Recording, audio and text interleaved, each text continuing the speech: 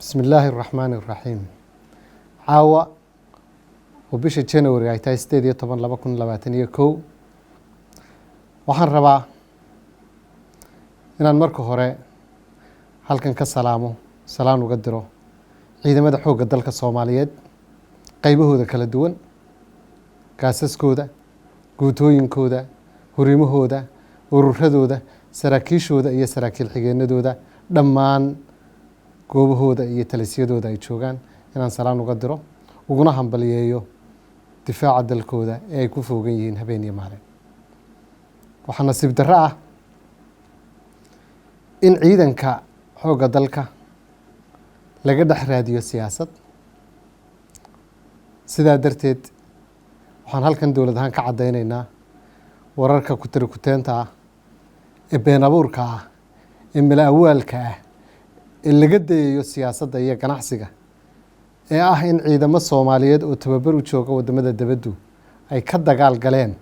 waqooyiga Itoobiya iyo Tigray inaanay wax ka jira haba yaraatee jirin ma jirto ciidan Soomaaliyeed oo ay dowladda Itoobiya codsatay inay u dagaalamaan oo ay ka dagaalamaan Tigray waxaan halkan ku caddaynayaa sidoo kale inaanay jirin ciidan Soomaaliyeed oo inoo jooga dalalka inoo tababaraya oo u diray goob kale oo dagaal hore ayaa loo fidiyey dacaayado inay ciidan Soomaaliyeed ka dagaalameen Liibiya iyo Azerbaijan sidii ay u beenoobeen ayay kuwan waqooyiga Itoobiya ee Tigrayna aan ugu caddaynayaa shacabka inay yihiin been iyo malaawaal waxaan rabaa inaan u mahad celino dowladaha saaxiibada ah ee walaalaha ah ee sida bilaa shuruud ah uga qayb qaata tababarka ciidamada xoogga dalka Soomaaliyeed waxa ay ciidamada tababaranaya oo ah soo celinta karaamadii iyo sharafkii ciidamadu lahaayeen dadka diidan ee dacaayadaha ku furayaana waxa ay diidan yihiin in Jamhuuriyadda Federaalka Soomaaliya ay mar kale muujiso xuduudeeda ciidan iyo awoodda xoogga dalka Soomaaliyeed si ay u sugaan amniga waxaan rabaa inaan halkan baaq uga diro siyaasiyiinta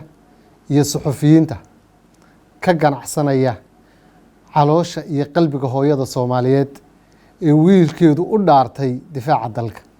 tababarkana ugu maqan yahay waxaan rabaa inaan idhaahdo hooyooyinkeen hurdada ha ka kicinina siyaasadduna ma gasho kicinta hooyooyinka iyo propagandada iyo beenta kuwii hore la sheegay ayaa beenoobay maalin walba in been la sheegaa waxay hagardaamo ku tahay qalbiga hooyada Soomaaliyeed ugu dambeyn shacabka Soomaaliyeed waxaan u jeedinayaa inay ku kalsoonaadaan dowladooda isbarbar taagaan ciidankooda rajada soo celinta qarannimada iyo dowladnimaduna ay u baahan tahay ciidan adag oo suga amniga si aynu dowladnimadeenu u taabagasho waa mahadsantiin